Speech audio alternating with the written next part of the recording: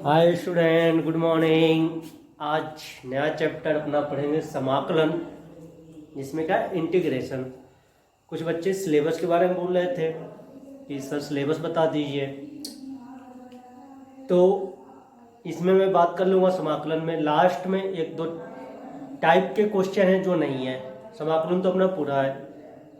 अवकलन के अनुप्रयोग में बहुत हद तक कोर्स कम कर दिया गया है। जैसे सन्निकटन वाला था उसको हटा दिया गया। आप नोट कर सकते हो क्या क्या हटाया गया है, कौन कौन सी प्रश्नावली आपको नहीं करनी है। तो इसमें से आपको 8.1 नहीं करना है। अवकलज के अनुप्रयोग में 8.1 नहीं करना है। इसके बाद सन्निकटन वाला कौन सा था अपने पास, 8.3 की 8.2 है, देख लेना आप सब। नहीं है, 8.3 है।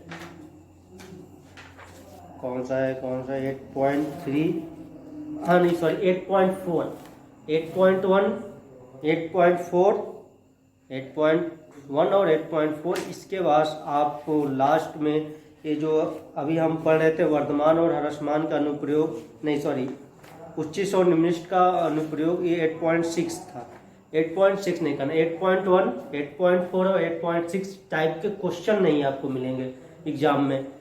ये बात हो गई। अवकलन में क्या है, रोले और लैग्रांज के जो नियम थे उस पर एक भी क्वेश्चन नहीं मिलेगा। अवकलन से उसको हटा दिया गया है, अवकलन से उसको हटा दिया गया है। बात समझ में आ गया। रोले और लैग्रांज के क्वेश्चन हमें नहीं करने हैं। उसके बाद सारे क्वेश्चन करने हैं। उसमें थोड़ा बहुत है लेकिन आप सारे कर लेना, उसमें अपने को नहीं है। समाकलन में क्या है, समाकलन में लगभग पूरा ही है। थोड़ा बहुत आपको नहीं मिलेगा, नहीं तो पूरे ही है सारे। अब आते हैं समाकलन, इसको बोलते हैं इंटीग्रेशन। तो समाकलन क्या होता है, तो आपका जैसे आप अवकलन करते हो, क्या करते हो अवकलन। मान लो आपके पास कोई अवकलन मिला है dy/dx बराबर में 5x⁴ मिला हुआ है। क्या मिला हुआ है, 5x⁴। आपने अवकलन किया हुआ है, अवकलन किया हुआ है तो क्या मिला है, 5x⁴। अब इसके बाद आपसे बोले कि किस फलन का, क्या बोल रहा हूं, किस फलन का अवकलन है। आपसे क्या पूछ रहे हैं, किस फलन का अवकलन है। अब आपसे मैं पूछ रहा हूं, जैसे आप देखते हो कि यहां पर हमने कोई भी फलन रहा होगा, मैंने आसान से जानबूझ के लिया हुआ है। dy/dx का मान क्या लिया हमने, 5x⁴ लिया हुआ है। अब मैं पूछ रहा हूं किस फलन का ये अवकलन होगा। तो हो सकता है आपने ये किया हो dy/dx x⁴, तो क्या मिल जाएगा आपका, x⁴ रहा होगा। क्या रहा होगा, dy/dx x⁴, तो क्या मिलेगा आपको, 5x⁴ मिल जाएगा। अच्छा, क्या यही फलन रहा होगा कि इसका हमने अवकलन किया होगा तो ये मिला होगा। कुछ इस टाइप से भी हो सकता है। dy/dx और जो x⁴ प्लस 6 लिख दूं तब भी तो मुझे दिख रहा है कि x⁴ क्या मिलेगा, 5x⁴ मिलेगा। 6 का अवकलन क्या मिल जाएगा आपको, 0 मिल जाएगा। ऐसे किसी का भी मान लो dy/dx x⁴ माइनस 10 रहा होगा तब भी आपको मिलेगा 5x⁴। इन जनरल वे में ये बोल सकता हूँ कि x⁴ माइनस c या प्लस c रहा होगा तब भी आपको 5x⁴ मिलेगा। तो यहाँ पे प्रॉब्लम ये है कि ये जो 5x⁴ है ये कई अनंत फलनों से मिलकर कहीं से भी मिल सकता है आपको। तो अब हमें क्या करना है कि हमारा टारगेट है कि समाकलन, अब इसी को ये किस फलन से आया होगा उस फलन को ज्ञात करते हैं, उस फलन को ज्ञात करते हैं। तब उसी फलन को जो ज्ञात करते हैं जब उल्टा चलते हैं, तो ये आपको समाकलन की बेसिक जो बनता है, परिभाषा जो बनती है कि अवकलन के प्रतिलोम, अवकलन के प्रतिलोम प्रक्रिया को समाकलन कहते हैं, समाकलन कहते हैं। मतलब जो हम अवकलन कर रहे थे, अवकलन निकाल लिए, अब उसके उल्टा जाना है। मतलब अवकलन गया तो ये हो गया, ये अवकलन हो गया। अब इसके उल्टा जाऊंगा कि किस फलन से मिला था, तो जो उल्टा जाते हैं उसी को हम क्या करते हैं, समाकलन करते हैं। मतलब आप अवकलन का उल्टा काम करोगे, अवकलन का उल्टा काम, जो अवकलन मिला है वो किस फलन के द्वारा मिला था, किस फलन के द्वारा मिला था, तो उसको हम क्या बोलते हैं, समाकलन बोलते हैं। क्या बोलते हैं, समाकलन बोलते हैं। ये हो गया। तो यहाँ पर प्रॉब्लम ये था, आप देखो तो कई सारे फलन का अवकलन क्या मिलेगा, 5x⁴। तो जो फिजिक्स में आपने देखा होगा कि समाकलन पढ़ा होगा, तो आपने लिखा होगा कि लास्ट में देखते हैं c जोड़ देते हैं, देखा होगा। c इसीलिए जोड़ देते हैं कि हमें पता नहीं है कि इसमें c है कि नहीं है। मतलब c का मान कुछ भी हो सकता है, c का मान कुछ भी हो सकता है, इसीलिए c लास्ट में जोड़ देते हैं कि ऐसा नहीं है केवल इसी की वजह से मिलेगा। प्लस में, यहाँ पे प्लस में 0 हो सकता है, कुछ भी होगा। तो इसीलिए हम c जोड़ते हैं, क्योंकि हमें नहीं पता होता है कि उसके साथ अचर लगा होगा, अचर लग भी सकता है, नहीं भी लगा होगा। लगा होगा तो उसका अवकलन क्या हो चुका होगा, 0 हो गया। अब अवकलन के प्रतिलोम प्रक्रिया को क्या कहते हैं, समाकलन कहते हैं। जैसे अवकलन को ज्यादातर हम क्या लिखते हैं, dy/dx। इसको पढ़ देखते हैं, हमें समझ में आ जाता है कि y का अवकलन x के सापेक्ष हो रहा है, x के सापेक्ष हो रहा है, पता चल जाता है हमें dy/dx। ऐसे समाकलन का भी सिस्टम है, समाकलन को ऐसे करते हैं, ऐसे बनाते हैं। और इसमें किसी फलन का समाकलन करेंगे, किसी फलन का समाकलन करेंगे तो आपको कुछ नया मिलेगा, gx मिलेगा। इसका समाकलन करेंगे तो gx, और लास्ट में हम लोग अपने मन से c जोड़ेंगे। c का बात समझ में आ गया कि c क्यों जोड़ेंगे, c क्यों जोड़ेंगे, क्योंकि इसमें हो सकता है c जुड़ा हो, c ना जुड़ा हो। कोई कांस्टेंट हो भी सकता है, कोई कांस्टेंट नहीं भी हो सकता है। कांस्टेंट का अवकलन क्या हो जाता है, 0 हो जाता है, इसलिए हम लोग c जोड़ देते हैं। ठीक, अब नेक्स्ट चैप्टर में अपन 10.10 में जाएंगे तो इस c का मान निकालेंगे। क्या निकालेंगे, c का मान। अभी तो हमें कुछ भी नहीं करना। जैसे आपने देखा होगा अवकलन में केवल हमने अवकलन किया है, केवल हमने क्या किया, अवकलन किया। फिर मेन उसकी कहानी किसमें समझ में आई, 8वें चैप्टर में, जब अनुप्रयोग किए डिफरेंट टाइप के, कठिन कठिन से हमने अवकलन पढ़ लिए। जब किसी भी टाइप का अवकलन मिल जाएगा हम अवकलन कर देंगे। अब उसका अनुप्रयोग किए तो समझ में आया कि अवकलन का रियल में उपयोग क्या है। अवकलन इतने दिन से हम पढ़ रहे थे तो अवकलन का मतलब क्या था। ऐसे समाकलन का भी है, ऐसे समाकलन का भी है कि आपको कठिन कठिन से अभी समाकलन सिखा दिए जाएंगे, फिर इस समाकलन का आपको प्रयोग बताया जाएगा कि इस समाकलन का क्या क्या प्रयोग आपको मिल सकते हैं। तो ये हो गया। तो आपको यहाँ पर जब ये दिख जाए तो ये जो होगा ये फलन होगा, ये क्या है, फलन fx है। और इस dx को देखकर हमें समझ में आ जाता है कि फलन क्या हो गया, फलन f का x के सापेक्ष, फलन f का x के सापेक्ष क्या हो रहा है, समाकलन हो रहा है। क्या हो रहा है, समाकलन हो रहा है। क्या हो रहा है, समाकलन हो रहा है। आपको dx देखते ही समझ में आना चाहिए कि फलन f का समाकलन क्या हो रहा है, x के सापेक्ष हो रहा है। मान लो मैं ऐसे बोल दूं fy लिखा हो, चाहे मान लो यहाँ पे कुछ भी लिखा हो, मान लो यहाँ पे x लिख दिया मैंने, क्या लिख दिया, x लिख दिया। और यहाँ पे मैंने क्या लिख दिया, dy लिख दिया। क्या लिख दिया, dy। तो यहाँ पे f और यहाँ पे मैंने समाकलन का चिन्ह लगा दिया, समाकलन का चिन्ह लगा दिया तो पक्का हो गया कि इस f का समाकलन किसके सापेक्ष होने वाला है, y के सापेक्ष। यहाँ पे क्या हो जाएगा, f का समाकलन किसके सापेक्ष होगा, y के सापेक्ष होगा। तो आपको सापेक्ष होगा, किसके सापेक्ष होगा, y के सापेक्ष होगा। बात समझ में आ गई कि यहाँ पर मैंने बोला f का समाकलन किसके सापेक्ष होगा, y के सापेक्ष होगा। ये बात आपको क्लियर हो गई। इसके बाद तो आप दिमाग में बैठा लेना कि जो ये अवकलन होता है, सॉरी समाकलन होता है, तो क्या होता है, समाकलन का प्रतिलोम होता है। इसलिए इसको एंटी डेरिवेटिव भी बोलते हैं। क्या बोलते हैं, एंटी डेरिवेटिव, मतलब प्रतिलोम अवकलज, प्रतिलोम अवकलज भी बोलते हैं इसको। आप दिमाग बैठा लेना कि कभी कभी इसको, हालांकि इतना तो अपने कोर्स में कुछ नहीं है, इसको बोलते हैं प्रतिलोम अवकलज भी बोलते हैं। समाकलन को क्या बोलते हैं? प्रतिलोम अवकलज भी बोलते हैं। बात समझ में आ गया? अब ये इतनी कहानी है और अपने फॉर्मूले जल्दी से आप स्टार्ट हो जाते हैं, और इसमें खास कुछ है नहीं कि नहीं मैं आपको बहुत बताऊं। अब इसका प्रयोग जब पढ़ेंगे तो समझ में आएगा कि हाँ, हम तो समाकलन पढ़ रहे थे। अब क्या हो गया, हम क्या करते हैं, किसी फलन का अवकलन करते हैं, अवकलन आपको मिल जाएगा, अवकलन अब मिल जाएगा तो आपसे पूछेगा कि किस फलन का अवकलन था ये, किस फलन का ये अवकलन था, तो किसकी सहायता से ज्ञात करते हैं? समाकलन की सहायता से ज्ञात करते हैं। ये है।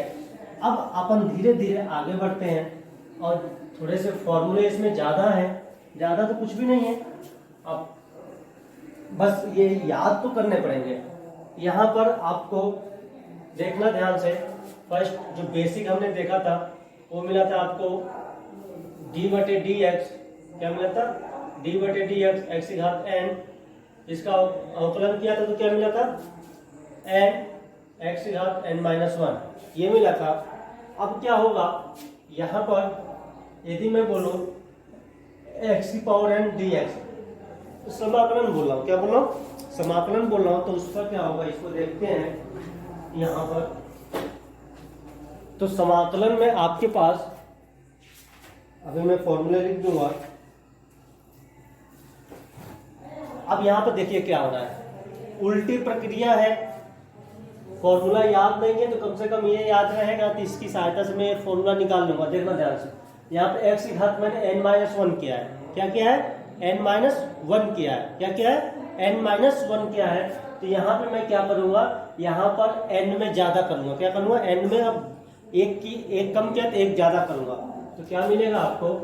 x की घात में n+1 डिवाइडेड बाय क्या कर दूंगा? n+1, क्या करूंगा? डिवाइडेड बाय n+1 कर दूंगा, क्या करूंगा? n+1।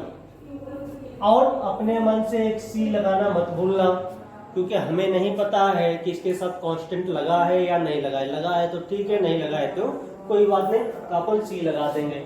अब दूसरे नंबर पर अब d/dx sin x है, sin x का अवकलन आपने देखा होगा cos x होता है, तो यहाँ पर cos x dx, cos x, अब cos x का समाकलन क्या मिलेगा? sin x मिलेगा। cos x का समाकलन क्या मिलेगा? sin x मिलेगा। उल्टा ही चलना, देखो cos का समाकलन निकालना है, यहाँ पर cos का समाकलन क्या मिलेगा?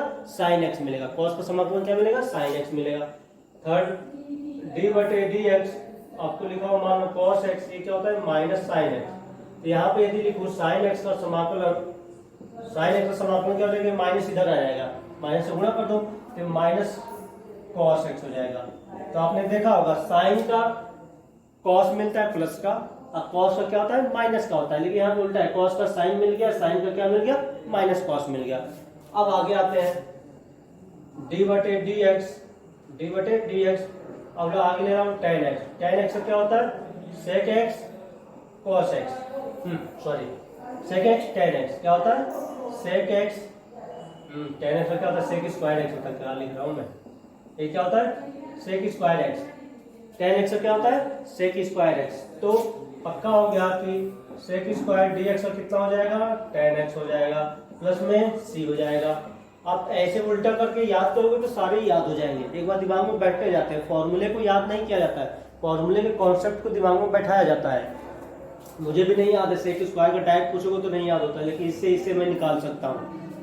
अब इसके बाद आता हूँ d/dx। अब बात कर ले रहा हूँ इसका sec x का। तो sec x का क्या होता है? sec x tan x होता है। sec x का क्या होता है? अवकलन sec x tan x। तो पक्का होगा कहीं पर आपको लिखा होगा sec x tan x dx, तो इधर से आ जाएगा sec x प्लस में c। ऐसे ही आप तो 6 नंबर पे आ जाओ, d/dx मान लो आपको लिखा है cot, क्या लिखा है? cot x, तो आपने देखा होगा माइनस में cosec स्क्वायर x मिलता है, तो ऐसे हो जाएगा cosec स्क्वायर x dx, तो माइनस में मिल जाएगा cot x cosec x plus में c, ये हो जाएगा। 6 के बाद 7 पे आ जाए, d/dx, और हमने देखा था cosec x का होता है माइनस में cot x कोसेक एक्स, ये क्या लिख रहा हूँ मैं, कोसेक स्क्वायर का कॉट एक्स होगा, ये कहाँ से आ जा रहा है बीच बीच में, इतना हो गया कॉट एक्स प्लस सी हो गया। कोसेक का क्या होता है, माइनस कॉट एक्स इंटू में कोसेक एक्स, तो इसका मतलब आ गया यदि कोसेक एक्स इंटू में क्या हो जाएगा कॉट एक्स हो जाएगा डी एक्स, तो मिल जाएगा माइनस कोसेक एक्स प्लस में सी। और अपने पास और भी बहुत सारे हैं, जितना मैं लिख दे रहा हूँ। ई की पावर एक्स का ई की पावर एक्स होता है, ये तो सिंपल होता है, इसका भी हो जाएगा ई की पावर एक्स डी एक्स का क्या बन जाएगा ई की पावर एक्स प्लस में सी बन जाएगा। 8 के बाद 9 हो जाएगा, और कोई है डी बटे डी एक्स, हाँ लॉग एक्स है, लॉग एक्स का क्या होता है 1 बटे एक्स होता है, तो यहाँ से भी 1 बटे एक्स डी एक्स का क्या बन जाएगा आपका लॉग एक्स हो जाएगा प्लस में सी। यदि आपको ये डेफिनेशन मालूम है कि समाकलन क्या होता है, अवकलन का उल्टा होता है, तो जो जो इधर इस साइड के इधर का समाकलन कर दे रहा हूँ, इधर का हमें मिल जा रहा है। और कुछ होंगे थोड़ा बहुत मैं भी देख लूँ, हाँ अभी तो वो भी थे प्रतिलोम त्रिकोणमिति वाले थे, कई सारे हैं। 11 डी बटे डी एक्स लिखा under root 1 minus X square, oh sorry पहले तो इसका समाकलन अवकलन करेंगे, तो ये बन जाएगा साइन इनवर्स एक्स, तो ये क्या हो जाएगा 1 बटे under root 1 minus X square, तो इधर क्या बन जाएगा 1 बटे under root 1 minus X square D X, तो बराबर में क्या बन जाएगा आपका साइन इनवर्स एक्स प्लस में सी, साइन इनवर्स एक्स प्लस में सी। 11 के बाद 12 आ गया आपके पास, डी बटे डी एक्स, ये हो जाएगा कॉस इनवर्स एक्स माइनस में 1 माइनस एक्स स्क्वायर, तो इधर माइनस का लिखोगे, देखो दोनों एक जैसे रहते हैं, थोड़ा इसमें अंतर आप देख लेना, आपको लगेगा कि एक ही जैसा है। प्लस का होता है साइन इनवर्स देते हैं, माइनस का होता है तो कॉस इनवर्स देते हैं। प्लस का होता है तो साइन इनवर्स देते हैं, और माइनस का होता है तो कॉस इनवर्स देते हैं। ठीक है, ये इतना हो गया। 12 के बाद 13 हो जाएगा, 13 हो जाएगा अपने पास, 13 कॉस इनवर्स हो गया, ऐसे बन जाएगा। आपने ये भी देखा होगा डी बटे D x tan inverse x, tan inverse x हो जाएगा, तो इसका क्या हमने देखा है 1 बटे में 1 प्लस एक्स स्क्वायर, तो इसका मतलब हो गया 1 बटे में 1 plus x square D x बराबर में कितना हो जाएगा टेन इनवर्स एक्स प्लस सी।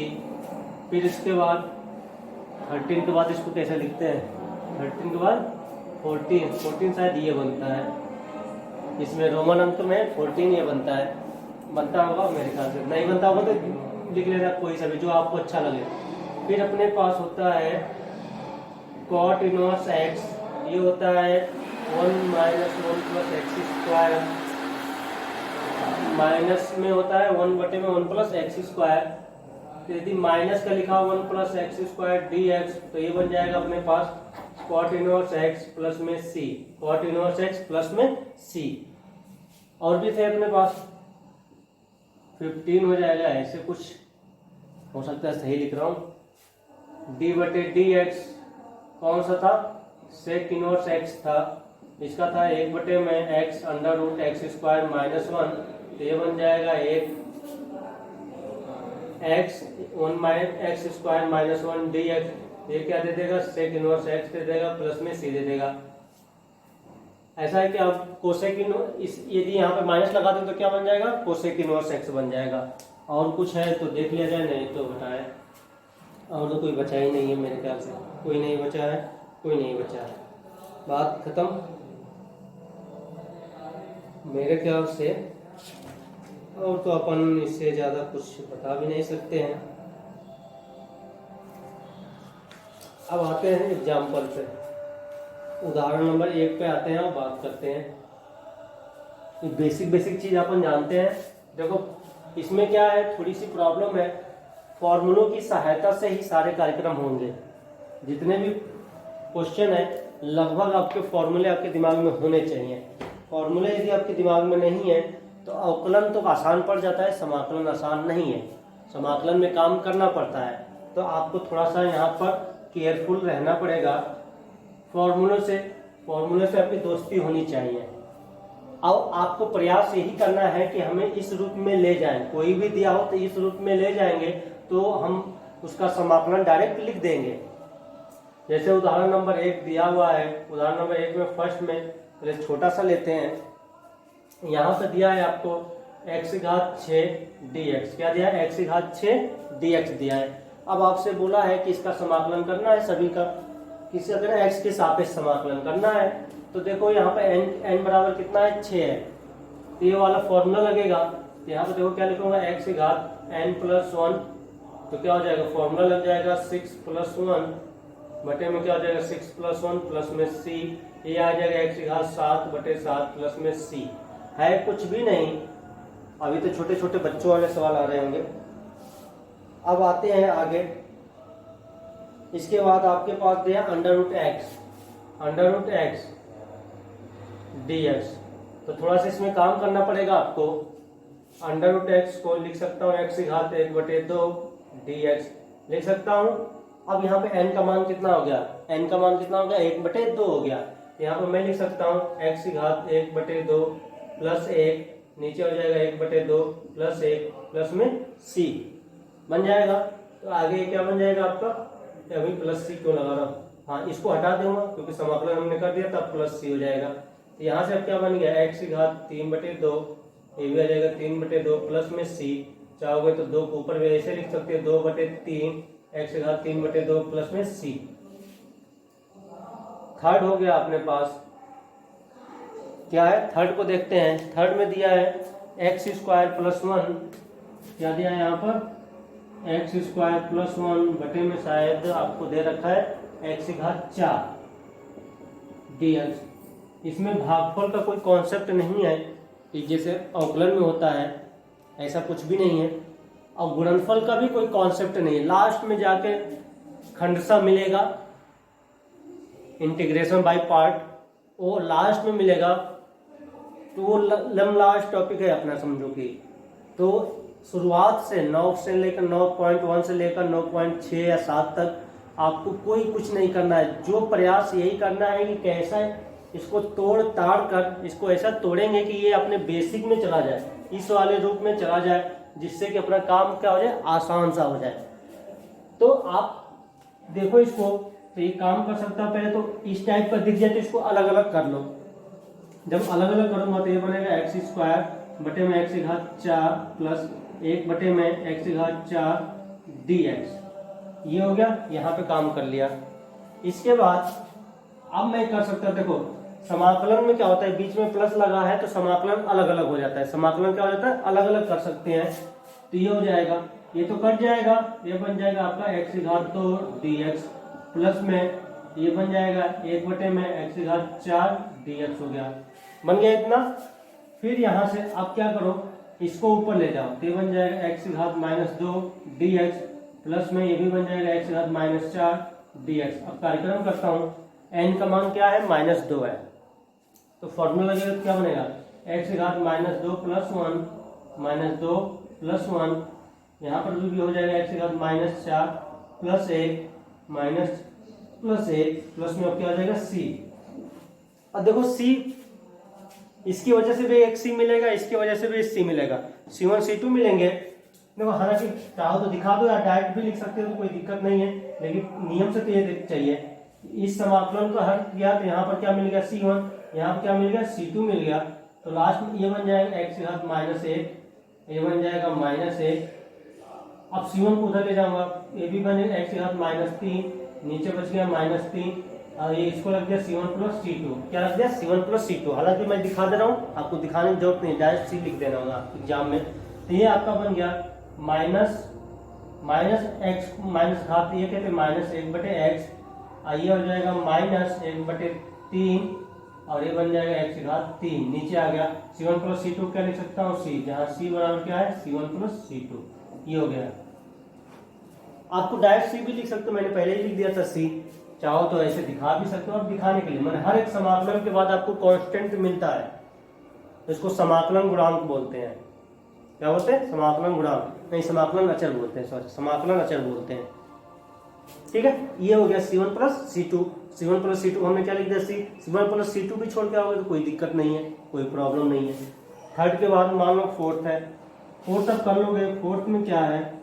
आपको दिया है 1 बटे में अंडर रूट एक्स dx, ये दिया है। अब क्या करोगे इसको, x की घात -1/2 लिख सकता हूँ, dx। अब फॉर्मूला लगा दो, -1/2 + 1 -1/2 + 1 प्लस में c, तो ये बन जाएगा आपका x की घात 1/2 प्लस में c, ये बन गया 2√x प्लस में c, ये हो गया। देखिए तो कुछ भी नहीं है, ये हमने कर दिया। जानबूझ के मैं फॉर्मूले छोड़ दे रहा हूँ कि जैसे आपको दिमाग में रहे कोई सा फॉर्मूला ऐसा। अभी तो मैंने क्या केवल फॉर्मूला एक यूज किया है, कौन सा, x की घात n dx, x की घात n dx का ही फॉर्मूला यूज किया है। अब इधर का तो हमें साफ करना है, इधर तो अवकलन ही लिखा था मैंने। इधर अब क्वेश्चन और ट्राई करता हूँ, और से कुछ एक क्वेश्चन ट्राई कर लिया जाए। तो मान लो अपने पास क्वेश्चन नंबर 2 पे आते हैं कि उसमें क्या दे रखा है, बोर्ड पे आ रहा है कि नहीं आ रहा है, सारे जो मैं लिख रहा हूँ उधर कुछ थोड़ा सा नहीं आया था। इधर C1 + C2 था, तो देख लेना, मैंने यहाँ पे बोला था, यहाँ पे नहीं आया, और तो सब आए। क्वेश्चन नंबर 2 पे बात किया जाए, 2 भी नहीं आ रहा है यहाँ पे। 2 पे बात किया जाए, 2 में क्या दिया है, इसमें दिया है आपके पास इंटीग्रेशन इस टाइप का दिया है, ये दिया ax², क्या दिया है, ax² plus bx plus c बटे में आपको दिया है x dx, इसका बोला हुआ है। तो मैंने बोला ना कि आपको अलग अलग कर देना है, अभी तो आंख बंद करके मुझे अलग अलग करना है। तो ये बन जाएगा ax² बटे x प्लस में bx बटे x प्लस c बटे x। अब बन जाएगा ये dx, ये हो गया, यहाँ से ax आ गया प्लस में b हो गया, x गायब हो गया, प्लस में c बटे x, 1/x dx। अब चाहो तो अलग अलग लिख दो, तो ये बन जाएगा ax dx। अचर को तो आगे लिख लेते हैं, अचर तो बाहर हमेशा कर देना है। ये b निकल गया 1.dx प्लस c बाहर निकल गया 1/x dx। तो देखो x का क्या हो जाएगा, अब डायरेक्ट लिख रहा हूँ, अब इतनी प्रैक्टिस हो जाना, ये बनेगा x² बटे 2, 1 का अवकलन, तो देखना 1 का समाकलन, 1 का समाकलन मतलब ये कहाँ से आया होगा, जब x की घात क्या रहा होगा, 1, x की घात 1, x रहा होगा, x का अवकलन क्या होता है, 1, x का अवकलन क्या होता है, 1, पता है, x का अवकलन करोगे तो क्या मिलेगा, 1, तो इसके जगह पर अपना क्या बन जाएगा, x बन जाएगा, क्या बन जाएगा, x, c 1/x का अवकलन हम देख चुके हैं, क्या है, log x प्लस में अब c ना लिखकर यहाँ पर कुछ अलग लिख देंगे, p लिख देना, p को बोल देना समाकलन अचर है, क्या है, समाकलन अचर। भाई यहाँ पे c आ गया, तो c को जगह पे p लिख दिया मैंने, कुछ भी लिख सकता हूँ, आपका मन, मैं तो पहले ही बोलता हूँ, जो आपकी इच्छा करे वही लिखो। अब यहाँ पर 3, 4 और 9.1 कंप्लीट कर देना। मैं तो बोल रहा हूँ, लेकिन आप सब क्या है, आप सबको तो एक भी कमेंट नहीं करना है कि सर मुझसे ये नहीं हुआ, वो नहीं हुआ, चाहे मुझसे समझ में नहीं आता है, क्या है, कुछ भी नहीं है। चलिए कोई बात नहीं, मेरा फर्ज है बता देना, मैंने बता दिया, आपका फर्ज है क्वेश्चन लगाने का, लगाइए, जो न हो उससे मुझसे पूछिए। इसमें टेंशन मत लेना, कोर्स इसमें लास्ट का चल के 1-2 हटाया है, समझो कि पूरा ही है, कुछ खास हटाया नहीं है। समाकलन में पूरा पढ़ना अपने को, ठीक है। Bye bye. हाँ, एक चीज और ध्यान देना, जिसने वीडियो नहीं बंद किया होगा, विविध के क्वेश्चन जो 8वें चैप्टर का है, तो केवल अनुप्रयोग का मत 8.6 का तो हटा देना, नीचे विविध के जो क्वेश्चन है उसमें आप देख लेना, जिसमें सन्निकटन निकालने के लिए बोला हो उसको छोड़ देना, और सारे क्वेश्चन आपको करने हैं, ठीक है। Bye bye.